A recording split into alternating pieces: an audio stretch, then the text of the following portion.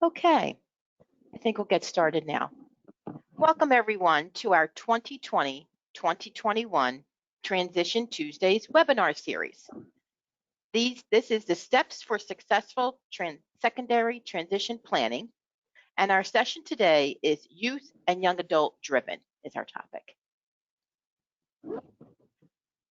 Next slide, please. Yes, thank you. I am Diane Perry. I am a parent advisor at the PEAL Center. And at the PEAL Center, we do many things.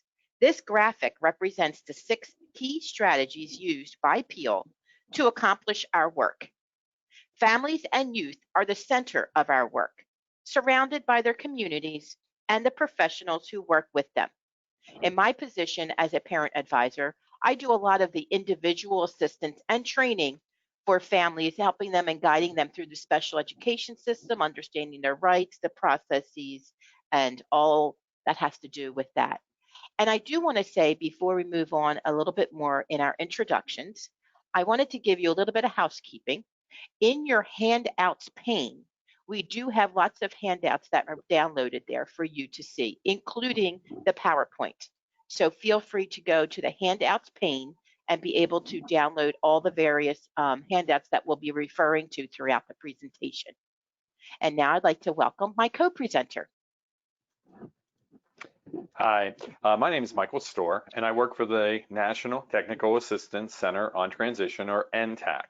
And NTAC is a federally funded support technical assistance center that supports state education and vocational rehabilitation agencies, as well as local schools and other agencies and providers. The primary purpose of NTAC is to assist both professional staff, but families and youth as well, in ensuring that students with disabilities, including those with the most significant disabilities, are able to graduate to successful post-secondary goals for further training, employment, and independent living. So welcome. Thank you. So today, participants will be able to discuss what families need to know about putting this topic into practice and how this applies to the IEP. We will also be discussing the importance of youth and young adult driven transition planning. And then we're also going to describe how this topic aligns with the Transition Discoveries Guide, which was developed by collecting voices and experiences from youth, families, and stakeholders, and highlights the key elements that make a successful transition from high school to adult life. This is a collection of indicators and sub-indicators that can be used as a roadmap to guide your transition plan. We're also a little later going to be having a guest speaker. Lilly Sellers will be joining us today, and she'll be sharing her story and also talking on a few slides later on in our presentation. So welcome and joining us, Lilly. Yeah. So some key reminders. Transition services must be addressed in the IEP of the student in the year in which the student turns 14 years of age. This is in Chapter 14. The IEP team does not have to wait until the student's approaching their 14th birthday year to consider the student's transition needs. You can actually start that at birth. And I'm going to, throughout the presentation, kind of talk about my personal experiences as a parent of a young man who is 27 now, but we went through the transition period together. So I'm going to interject different stories throughout as well to help bring it home and to just identify a little bit more with my experiences and knowing what some of the tips that we went through and some of the pitfalls so that you don't hopefully fall into some of those as well. Also, transition planning should be a coordinated effort where the local education administrator, typically the school district, works with the families and relevant agencies. The LEA, which is a school district, is critical in helping families to access information to help navigate the resources that will be needed as their student transitions from school to adulthood. And then successful family involvement relies on meaningful collaboration with stakeholders. And with that, I'd like to talk a little bit about one of the other key reminders here is about planning for a successful secondary transition begins with a vision. And I am anybody who knows me knows that that's the first thing I say to a parent, especially if I'm talking to them, if they call and they have a child that's transitioning, they're maybe just starting out, or even when they're younger.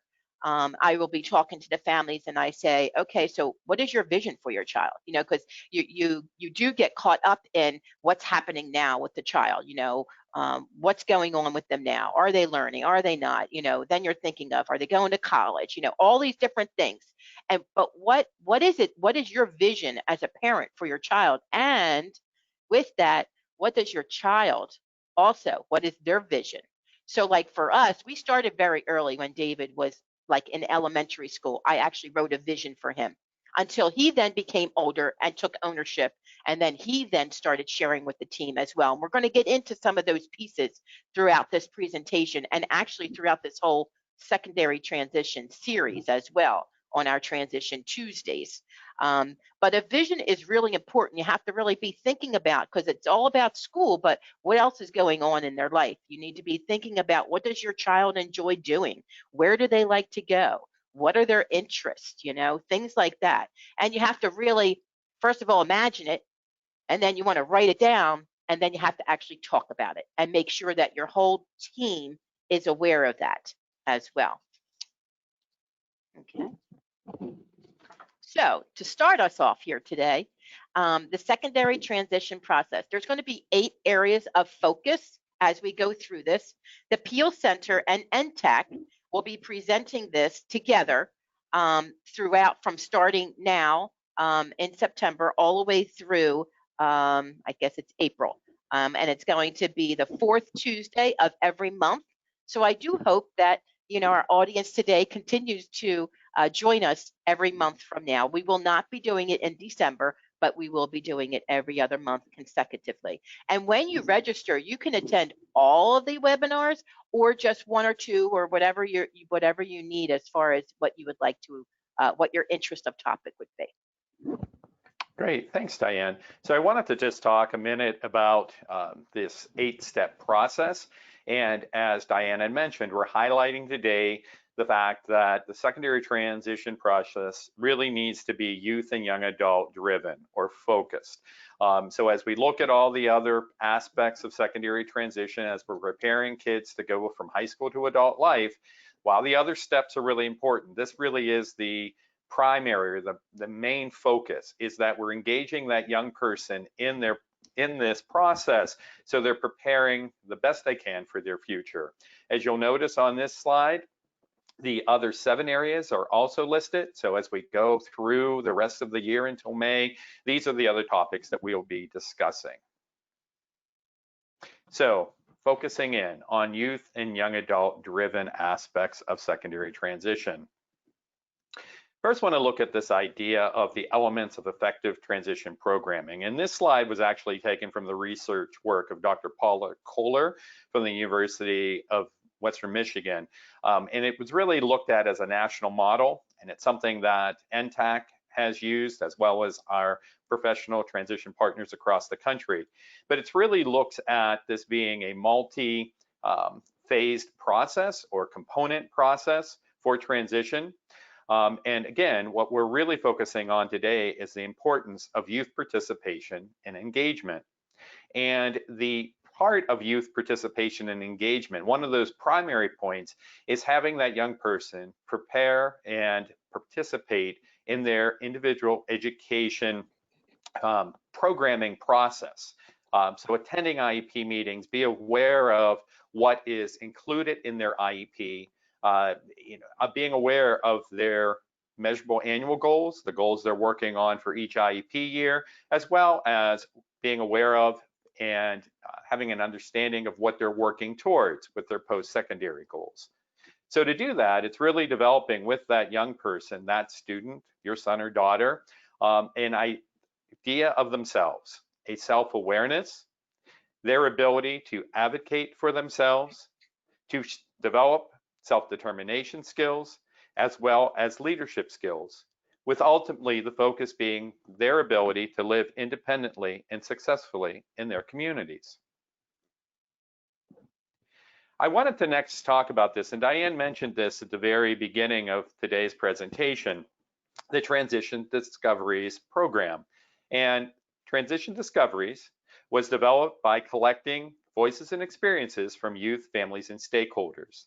And this particular program, it's something that the state of Pennsylvania has greatly invested in collaboration with the George Washington University, also working with the Pennsylvania Department of Education through the patent system, as well as working with the PEAL Center. And it really looks at highlighting the key elements that make successful transition from high school to adult life. And where the key elements came from, again, was from collecting information from families and youth and professionals on what are those key points, those 9 key indicators that will lead a young person with a disability to a success regarding their post-secondary goals for further training, employment, and independent living. In collecting and looking at these 9 areas, then there are an additional set of sub-indicators that can be used as a roadmap to guide in the transition planning. There is a website that's coming soon, hopefully within the next month or so, which will be at transitiondiscoveries.org. If you click on that right now, you just get a page that comes up that says coming soon. But we wanted to take a minute or two today to show you what will be on that site. So on the site, and as we look at that particular indicator for youth development, which is what we're talking about during today's presentation, you'll notice that there are a number of sub-indicators that this site will provide information on, including information regarding self-awareness, independent living skills, self-management, youth engaging in the transition process, as well as disability awareness, self-determination, leadership, and then how best for adults, be they family members or professionals or agency staff, education staff, to support those youth in the transition process. The other thing that is included in the Discoveries website will be activities and lessons and a tip sheet. And they're included on this site for youth are short videos, as well as suggested activities, as well as tips for success in self-determination and leadership. Also included on the Transition Discovery site for families and professionals are lesson plans aligned to these core standards that we mentioned on the last slide, as well as infographics to help through this process. So again, Transition Discovery site will be coming soon. We wanted to highlight, though, that it is really a dynamic program. It is something that Pennsylvania has invested highly in. You may have already seen it in your local school district, but it is something that we really wanted you all to be aware of. And with that, I'm going to turn this over to Lilly Sellers, and she's going to talk a little bit about when youth are most engaged. Thank you. So when youth are most engaged, we really feel like we're being listened to. That's so important, to really feel like a valued member of the team, because it is our transition and we really want our goals to be heard. And so making our own decisions, being respected, being a part of the conversation, not being like talked over or talked for is super big. Not being judged, being asked their opinions, and a huge one, being involved in the process of planning our own transition. So I think when all these points are like put into action by parents or teachers or whoever comes to your transition or IEP meetings, you really feel like a valued member of your team and really feel respected and are respected. Okay, thank you, Lilly. Appreciate that. And we're now going to move on, and Diane is going to take us into a poll. Great. Thank you, Michael. So on the screen, there are some instructions here. We want to take a poll because we want to keep you guys engaged in our presentation here today. So if you could pull out your phones or, pull out your phone or go on your computer, and you would, actually it is on your phone, sorry about that. And you're going to respond as a text message from your phone, okay? So you put in the 22333 and then you text Janine Bryn 240. And you do that once to join, and then you're going to text your answer in the same text message. So I hope that makes sense. There's a picture there, so it helps you, shows you what you need to be doing with your phone.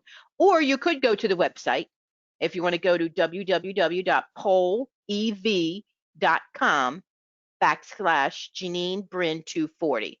So I'm going to give everybody a minute or two, a minute or so to either go up to the website on your computer now, or pull out your phone and get ready, because as soon as I press next, then the poll question is going to come up and you're going to be able to text in your answer.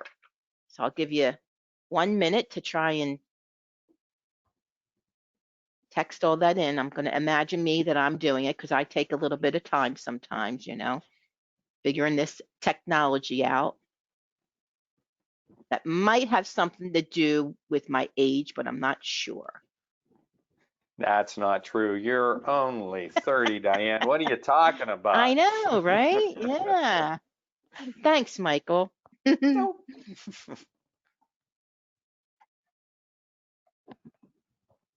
Okay, most of you are probably there now, so I'm going to pose your question for you. All right, let's see. All right, how come? Oh, here we go. Oh, when you hear self-determination, what one thing comes to mind? And look at you, you're already putting in your answers. I love it.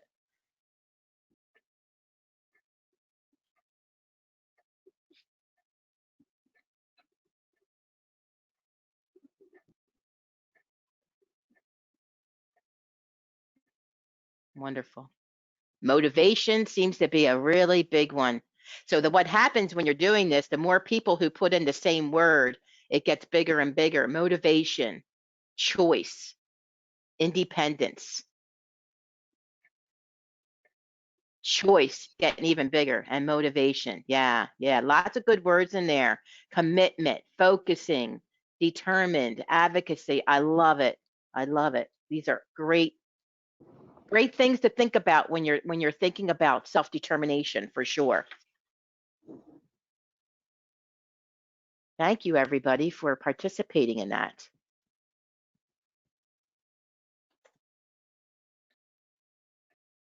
Okay. All right. So my technology needs to, all right.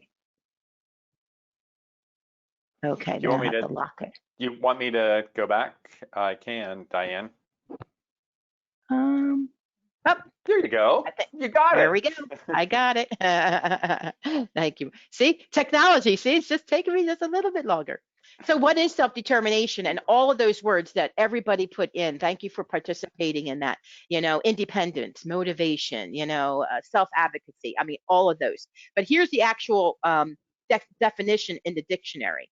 Freedom to live as one chooses, or the act of deciding without consulting others, and I really love how it focuses on the word freedom, and I think many of the words that you put into the poll really reflect that freedom, which is what self-determination is. And then with that freedom, you're deciding, right? And the next few slides, we're going to reflect a little bit more on this definition. So again, look to the future with your youth. I'm not, you may hear this a lot from me, and it's all about that vision. You're looking to the future. Where does your child want to go? Where does your student want to go? You want to be thinking about this. If you're a parent or if you're an educator, you're thinking about your students. What is that future? What is that end goal? Okay. And where do you want to be? And having that vision and the goals to help you succeed there is really important. And again, I can't emphasize enough is creating that personal vision statement for the youth. And when you're doing that writing that vision statement, you're applying it to the IEP. Okay, this helps the whole team strategize and give You know, you can be thinking of various goals that might be added to the IEP, or just thinking about what are some of these activities that I would be able to participate in going further. You know, vision statements are important for life, and especially leaders. So as you're writing this, you're already becoming a leader, because you are saying what you want to do with your life, and that's important. That is leading. You're leading your own life, and that's where it starts. Is focusing on where would you like to go. So focus your time and energies on the things you want and can accomplish. Back to you, Michael. Okay, Diane, thank you. So when do you, or what do youth want, youth and young adults? And when we were working with the folks that were implementing the transition discoveries, so this was probably about 5 years ago. So it was working with the George Washington University and Temple University, and we went around across the state and we interviewed and did sessions with youth and young adults that were in high school, and then those that had recently graduated, and asked about what are those things that you really want the most in your life. What are those important factors? And these were some of the things that they discussed. You know, they were worried about and concerned and really wanting to be successful in where they were going to live in their communities. They wanted to have an active engagement in what type of career or job they had someday. They wanted to focus on relationships and what they were going to be doing in their free time, and ensuring that they had a good social life, connection with friends.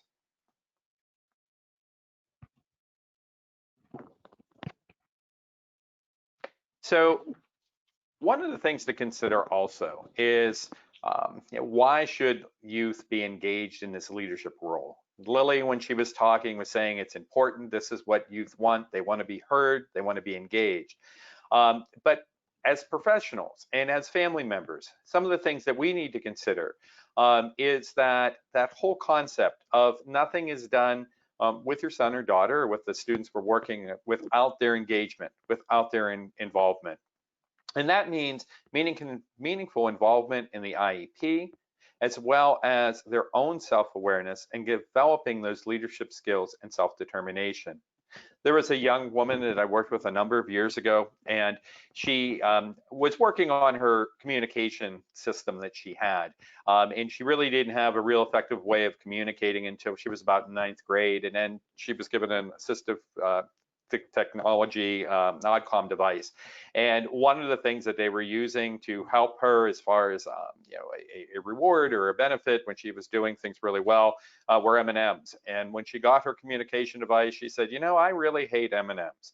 And my point of all that is really that, you know, understanding what youth really want and what they need and what is going to make them happy. And it's not necessarily what we as professionals or you as the parents or family members consider. It's what that individual wants. It's their individual drive, their wants, their desires that we need to be aware of.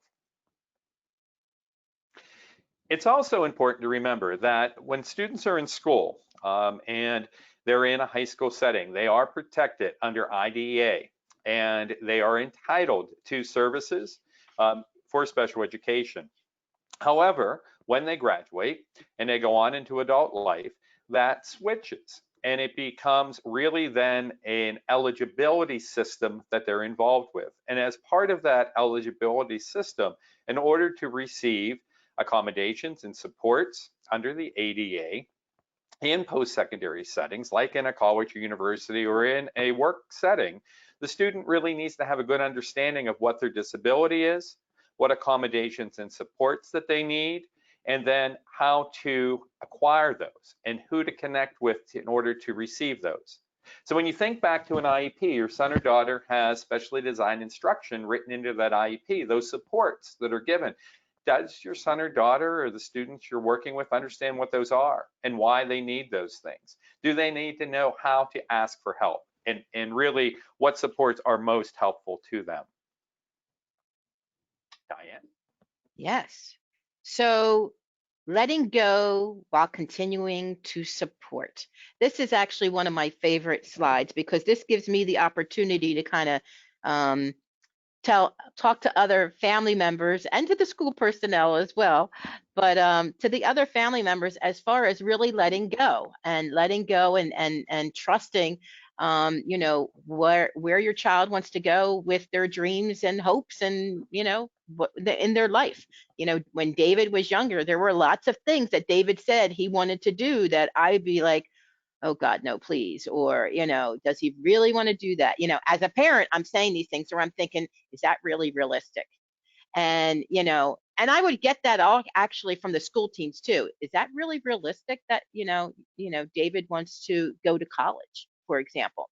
You know, David was born with an intellectual disability. So there was a lot of, well, are you sure he wants to go to, I don't know if that's something he, and you know what, that's what he wanted to do. So we'll work, well, I'll go with it, and, I always said to David, people would, say different things. And I would say, you know what, if it's unrealistic, David needs to realize that it's unrealistic. It's not up to me to say, oh, you shouldn't be doing that, or oh, that's not up to me or an educator to basically crush that dream. Let's work towards it, and then we may or may not find out that that's where maybe he wanted to go. And many times did we make lots of turns because it was too hard for him maybe, or he decided something different. So it's really important that family for family members, it's really hard because you're walking that line between protection and independence, because some of it is protection. Some of the things that they may want to do, we want to keep them close, but we need to give them safe space to fail and learn from their mistakes, because as any of us adults have learned, we all make mistakes, but that's how we learn. And we need to be able to have our children go through that too. And I think that was sometimes even harder for the teachers, because they don't want the children to fail. They want them to be successful. So it's really hard to let them fail when you know that they're really not, but how else are they going to learn? So, and then as I was talking, just saying a few minutes ago about holding those realistic but high expectations for learning and behavior. And again, you need to have those high expectations in order for progress to happen, in order for development to happen for our children. And as early as possible, provide choices, encourage expression of preferences and ways to communicate that, because there's so many ways to communicate. As Michael was just referring to, someone utilizing a specific device for communication. Some use, voice. Some use hands. I actually do a lot of the both, the mouth and the hands. So, but and again, some people use combination of all that and as they communicate. But providing safe opportunities to practice self-advocacy skills through rehearsal and role playing is really important. And that's where the school can really be helpful in role playing. David participated in many different, sessions at school, sometimes within, the regular classroom with role playing. We had some really dynamic teachers that just really, brought the lesson to life. Which helped David to express himself a little bit better. And then also, just, in other safe places throughout the school, just really giving time for that role playing of different activities and different ways to, go for, a certain job interview, or if you're going to go visiting somewhere, the tone of your voice or whatever it might be, just doing some of that role playing to really understand, how to act in certain situations. But also keeping those natural supports, including the accommodations, and also using that assistive technology as well. So developing these self-determination skills, a lot of this is all handled on the IEP as well in various sections. Michael talked about the specially designed instruction. There's also the 3 sections on the IEP, where they talk about, post-secondary employment and the independent living. And, I have to say this out loud sometimes. Sometimes that independent living section on the IEP is left empty, and it says that, it'll have a message in there that the school and parent decided they didn't need to work on that. You know what? Stop sign. There's always something you can be working on for independent living. Always. you know, and no matter what level the student is, if you have an IEP, there's always should be something in there.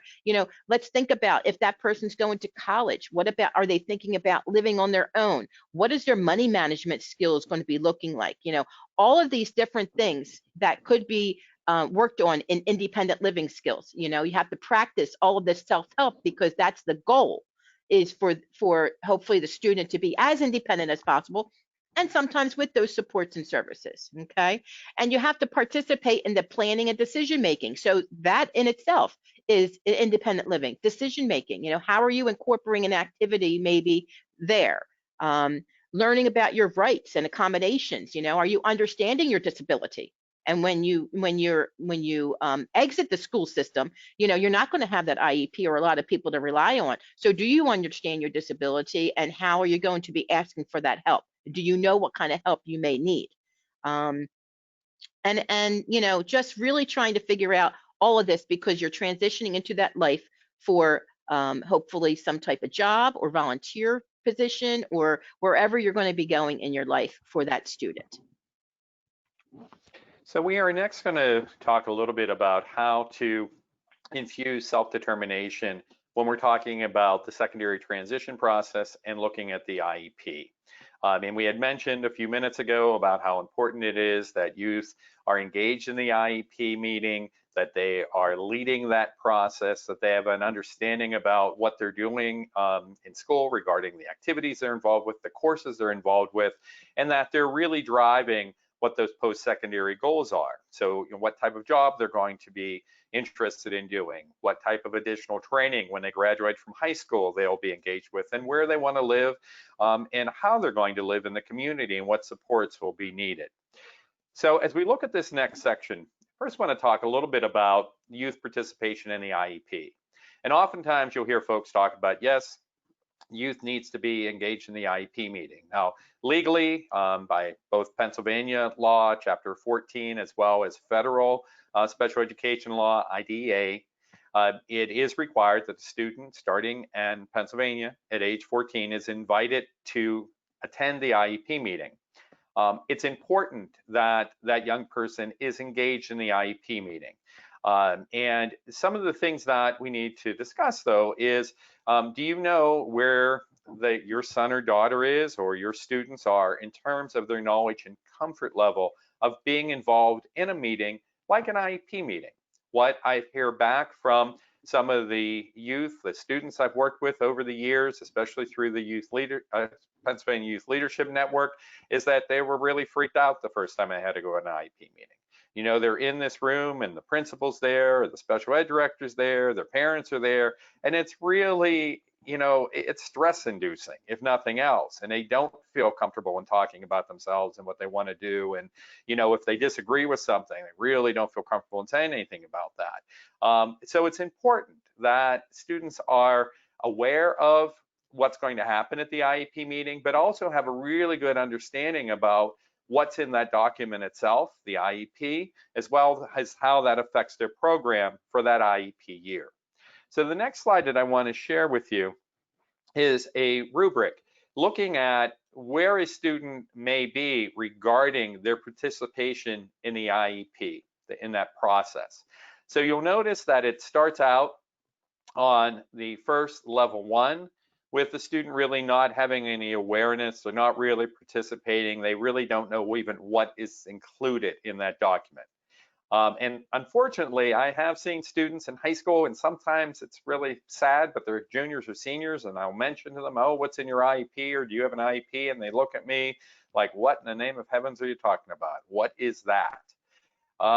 And I think it's really important that we strive to move students to that level 4 on this chart, where the student knows what it is, what that document is, that they're leading sections of that meeting, that they are keeping track of what their goals are and their activities are, that they understand their accommodations and supports that they need.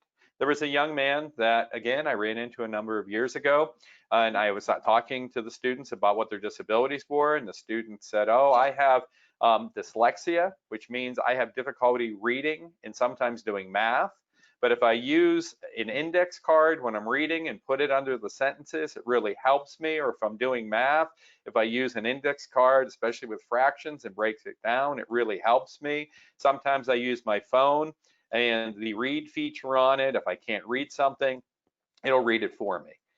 That's really where we want to get the young folks we're working with, whether it's our sons or daughters or the students that we're working with, at a level of independence, that they understand the needs that they have, but then also the supports and accommodations that they have that can have them be successful. This slide also is one of the handouts, and let me just slide it over for you. It's a PDF. Basically, it's just a screenshot of the slide, but it is a handout also with today's materials. And we felt that that was important for you all to have because it's a good reference. And I think for families, look with your sons or daughters and talk to them about this. And where do you see them, as well as an educator or as an agency staff? Where do you see the folks, the young folks you're working with, as far as their participation, not only in an IEP meeting, but I think in the other meetings that might be held? So for example, if there's a VR staff on today's presentation, if you're listening to this, how much does a student, a family understand your IPE, or your individual plan for employment? Likewise, for folks in the IDDD or mental health communities, and when you look at an individual support plan, how much do those individuals you're working with understand the process and are engaged in that process? Because again, it's really important that the folks that we're working with are well aware of what's happening and have a voice in that planning process. And I'm just going to add in for that one acronym, the IDD is Intellectual Developmental Disability, was what Michael was Thank you referencing. for You're that. welcome. I thought I was catching the rest of them, but thank you. I knew you were getting most of them, but I was like, oh, I caught you on one. So when we look at how best to empower youth to lead their IEPs, first of all, it's really looking at their own self-assessment of what their understanding of their interests are, their strengths, as well as their needs.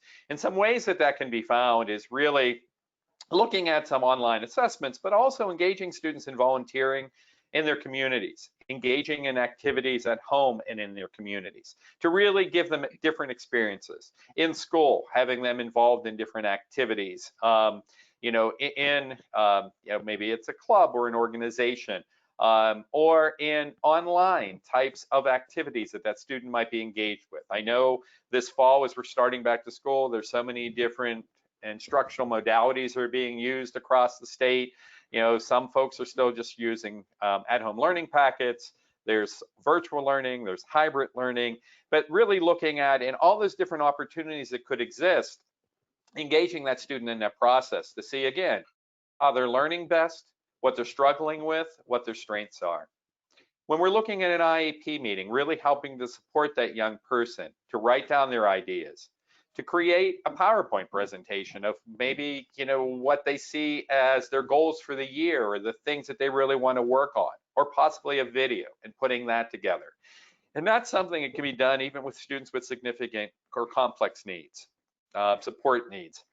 There was a school district I worked with, and that's what actually their transition person, their coordinator did with their students that had complex support needs. They would have them put together a brief video of, this is me, this is what I'm good at, this is what I'm interested in. And it was a nice accompaniment to that IEP meeting when you started talking about present levels, for the present education levels, as well as that student's post-secondary goals and measurable annual goals. Possibly creating a one-page profile for that young person to share with the team on, and when we talk about a one-page profile, it's really that snapshot of, this is me, this is what I'm good at, this is what I like, this is what I don't like, these are my goals for the future. And then really allowing them to participate in whatever sections of that IEP that work best for them.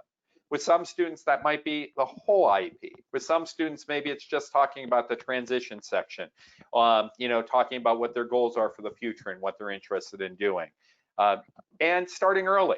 We talk about transition starting at 14, but there's really no reason that that student should not be engaged in that IEP meeting in elementary school, and really having them engaged in that process. So the next thing we want to talk about is just some considerations in looking at addressing self-determination in the IEP itself. So consider post-secondary, the IEP goals, those post-secondary goals for further training, employment, and independent living, and identifying for those goal areas. So say that that young person wants to go to a community college. Well, what self-determination skills are going to be needed for that student to go to community college? Or they want to work in a hospital setting in a competitive integrated employment job. What self-determination skills are going to be needed for that young person to ask for accommodations or make adjustments so they can be successful on the job?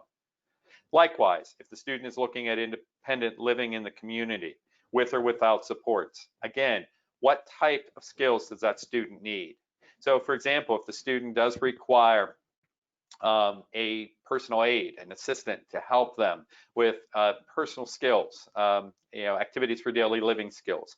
Is that young person able to direct that caregiver? And what skills would be needed to have that occur? So kind of thinking through that process. The second step is really looking at where that young person currently is regarding their self-determination skills, their strengths, and indicating that in the present ed levels. So where is this young person? Diane mentioned before about independent living, post-secondary goals and looking at that area. This is a place that could be addressed, right? How does that student do as far as being self-determined, as far as asking for accommodations and supports? That could also appear in the present ed level sections under academic areas or under functional areas. And then lastly, step 3, identifying services and activities that that student could work on during this IEP year that could help them be successful. One of the other handouts that you have, and let me bring it up real quickly, is this particular slide, but we broke it down into sections so that you could actually use this as a checklist, right? To look at with your son or daughter, where are they in these 3 areas? So it's a nice checklist. Again, that's something that family members could use as well as education folks, and really kind of seeing where is that young person regarding their self-determination skills at this point. And these are really good handouts that you can even bring, as a parent, bring it to the IEP team, because if your, team isn't getting this information, I used to bring things to the meeting all the time, and I would say, hey, I found this on here. Can we work together this, or, whatever it might be. It's okay to bring all the new, as a parent, to bring materials to the table, as well as a student, if you find something for yourself too. So looking at, again, student self-determination, awareness, and ability, really obtaining information from that young person. And in order to obtain that information from that young person, one way of doing that is either using a student survey or interviewing the student, but that should not be the only thing that you're using or the school is using, right? It really should be a combination of different assessments that you're using to obtain information on where that student is regarding their self-determination, self-advocacy skills. So also asking the parent, how is the student doing at home or in the community? How independent are they? What are they able to do for themselves, or what do they struggle with? There are also a number of online resources that can be used. And Diane's going to talk in a few minutes about online resources that are available around self-determination and self-awareness and looking at self-advocacy. Here are a couple. There is an assessment called AIR. It's out of the University of Oklahoma, the Zaro Center. There's also an ARC self-assessment determination. She's also going to talk about one of the assessments that's on Parent Hub in a few minutes, as well as I'm Determined, which is out of the state of Virginia. So there are a number, and she'll be hitting all these and showing you links, but there are a lot of online resources that you can use to help that young person have an understanding of what they can do and what they need to work on. That also helps influence that IEP team, both the education folks and the families, regarding what that young person needs to work on. So we wanted to give you an example too of how this might look in an IEP. So we wanted to share with you an IEP example of a young woman named Selene. And Selene is interested in going on to a 4-year college. And one of the things to think about, and remember we were talking about looking at those post-secondary goals for further training, employment, and independent living, and what self-determination, self-advocacy skills a young person would need as they move from high school to those adult environments. So with Selene, she's interested in going on to this four-year college. And when she's there, she's going to have to disclose and request supports. And she's been apprehensive about doing that when she was in high school. She relies completely on her teachers to provide accommodations for her. While she has been slightly independent in asking for accommodations at times in her most recent semester in school, she's only done it in her biology class, not any other classes that she could have asked for or needed accommodations in. She needs to develop also skills and habits that allow her to disclose her disability, to tell her instructors and professors what she needs, and find ways to ask for help from other supports that are available to her. So in a college campus setting, that might be disability services or a writing center that might exist at that university. I want to show you too, another resource that you have as a handout. And what we did was we put together some examples of what that could look like. And hang on, let me show you. And I got to blow this up because that's real small. Hang on one second. So these are just some examples of what might be included in an IEP for a student like Selene. And let me get it a little larger for you. Okay. Oh, much So better. for Thank you. example, no problem. So for example, in 10th grade, these are things that could be listed in an IEP, and you might be saying, all right, so where? So we might reference these in present ed levels, but also in that transition section. And in Pennsylvania, in that section 3 of the IEP or the grid, you could look in there under activities. And the activities that she could be working on could be some of those that are listed here. When all of these are helping this young person, in our example, Selene, in developing her self-determination skills. So we have them listed for 10th grade.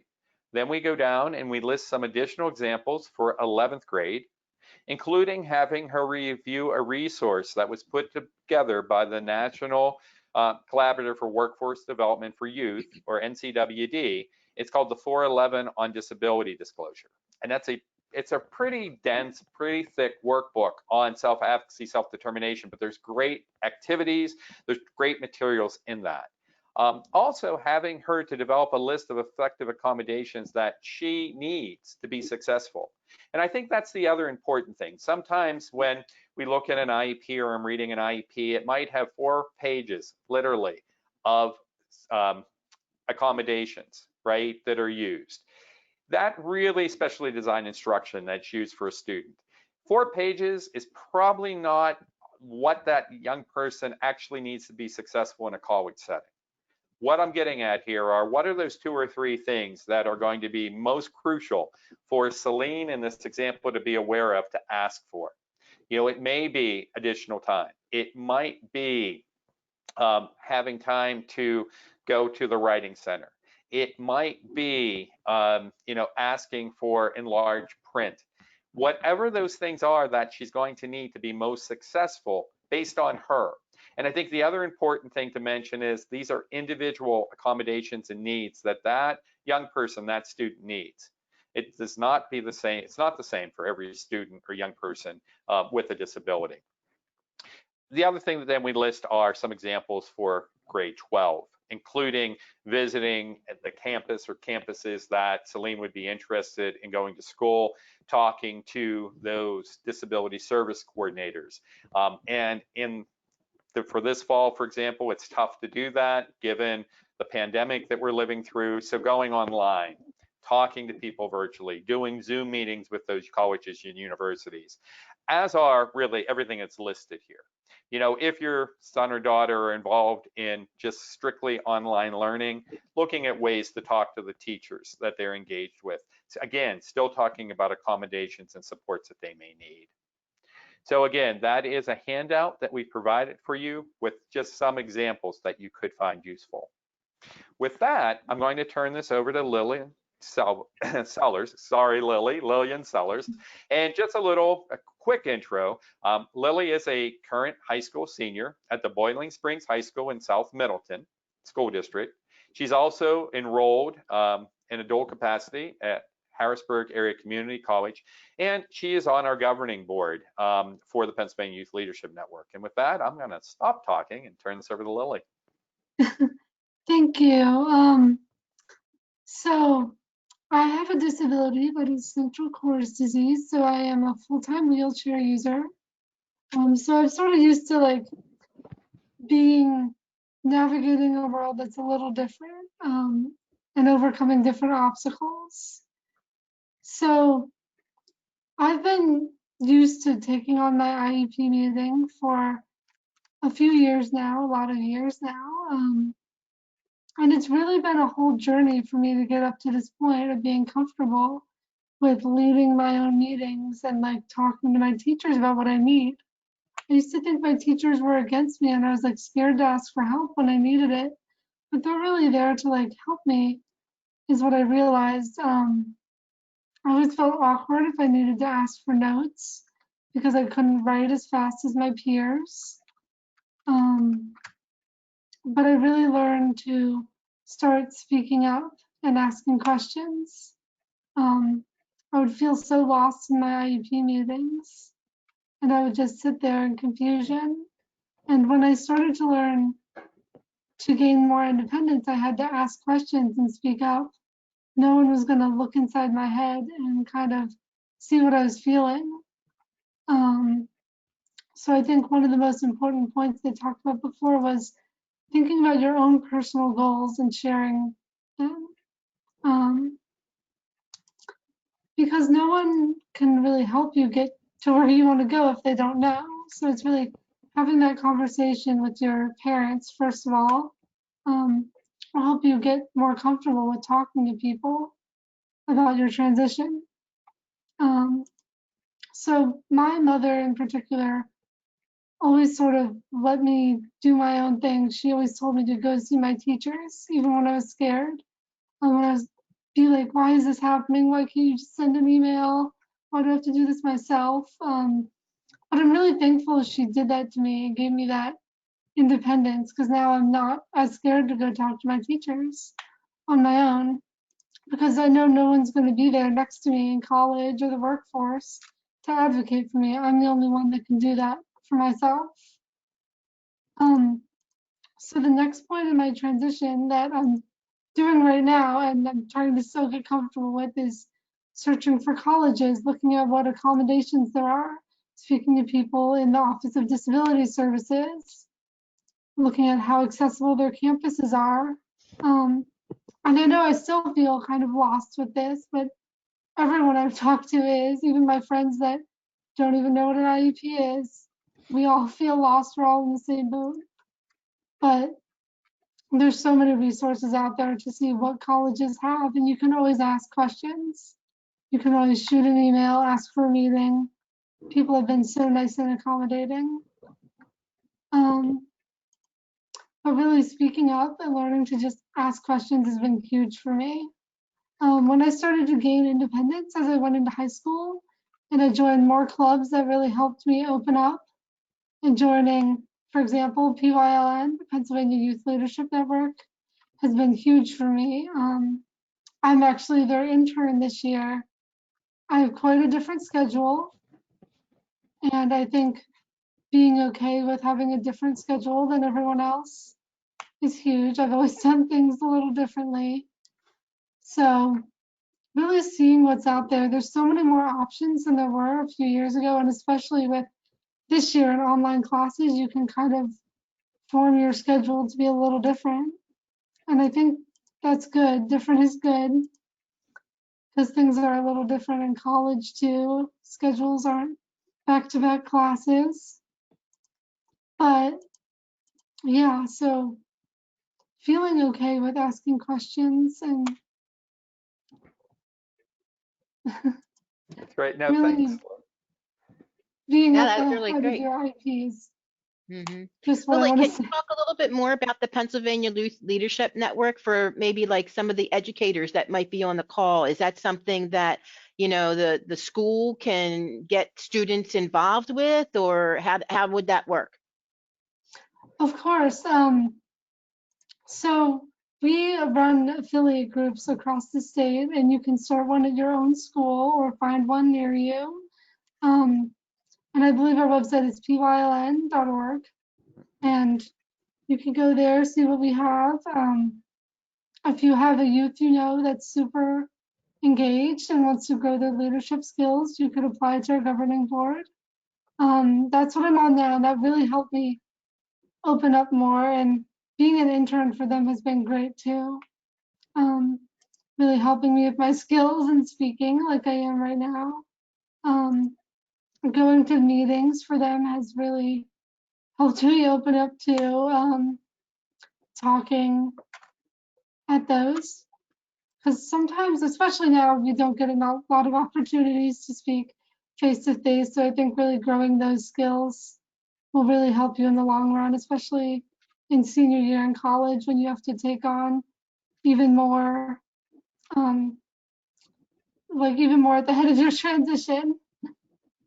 Lily, we have one Thank question you. that has come in, and it says, Lily, what advice would you give to parents who may struggle with letting go?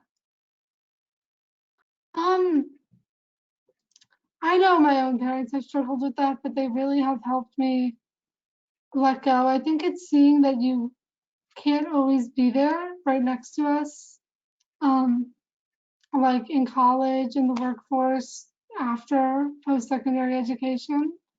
Um, and I think most youth do want a sense of self-determination, like we said, and the freedom that you trust us to make our own decisions, to talk to our own teachers. And it really helps us feel very respected and trusted. Thank you, Lily. Great. Thank you so Okay. much. We're gonna have to. Thank Thanks, you. Lily, so much for sharing your story and kind of where you're Yeah. at, and really, a lot of success this year because you have a lot on your plate. Really cool. Yeah. Yeah. Good Thank you luck for with letting me everything. speak. Absolutely. Yeah.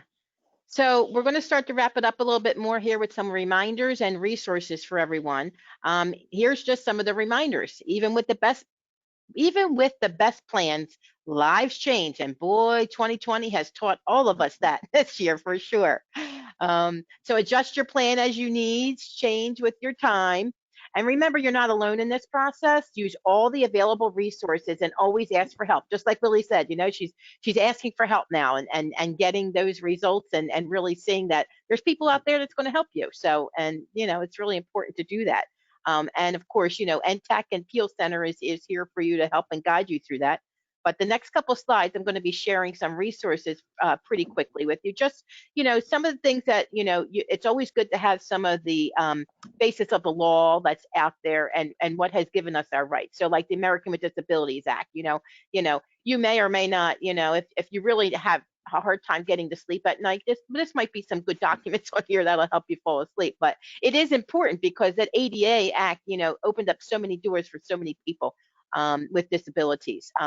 And just a few other here, I'm Determined, the National Collaborative for Workforce and Disability. And then Michael talked about earlier about that 411 disclosure workbook. And it is kind of thick, but it does have a ton of great information in there. There's also out of the University of Oklahoma, there's the Zarrow Center, and Michael referenced the AIR and the ARC. He referenced those scales and the assessments. But there's also the Choice Maker self-determination curriculum, and that is designed to teach students the self-determination skills needed to be successful in adult life. So, these, if you click on them and you'll have them, you have the in the PowerPoint, you have the PowerPoint itself. So you'll be able to go to some of these links as well. And what else do we have here? The Center for Parent Information and Resources. We use this a lot at the PEAL Center. This is the central resource for parent training and information centers, which is what PEAL is, and for also the community parent resource centers. In Philadelphia, there's HUNE, and then there's Mission and Power up in Erie. offering information and products to assist the families of children with disabilities. They have all kinds of videos on there and downloads of different forms, and it is just a huge resource, not just for families, but for educators as well. So please visit that website. And then there's the ARC self-determination skill. I'm not going to read it all because I know we're getting close to our time. Youth in action, become a stronger self-advocate. This is a great tip sheet for self-advocacy. You know, we had given you some of those other handouts for things, but some of these other websites are really helpful as well. Got Transition talks about innovative strategies for health professionals and youth and families, and then the Center for Self-Determination.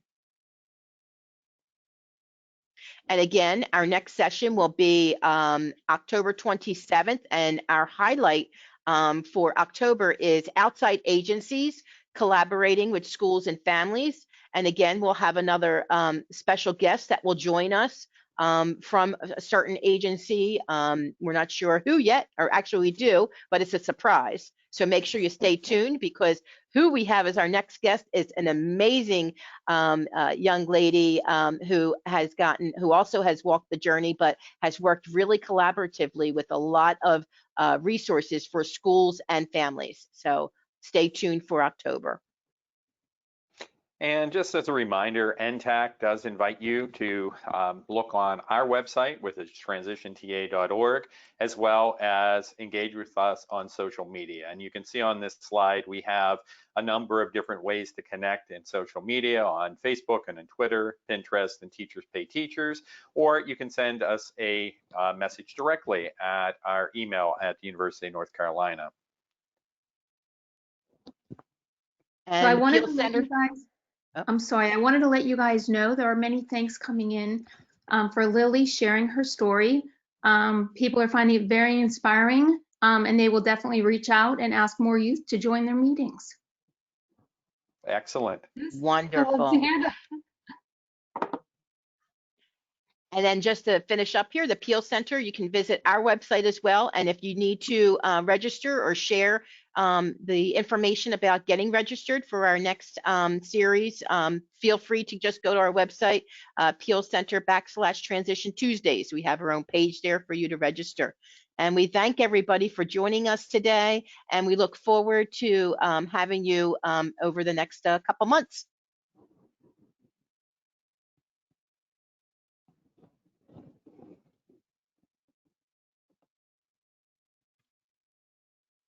And that's a wrap. Okay, thanks. Thanks, Lily. Really nice job. Thank you. Really appreciate Thank you, Lily. you're taking the time to be with us today, especially with all the things you have happening. So thanks so much. Yeah. Yeah.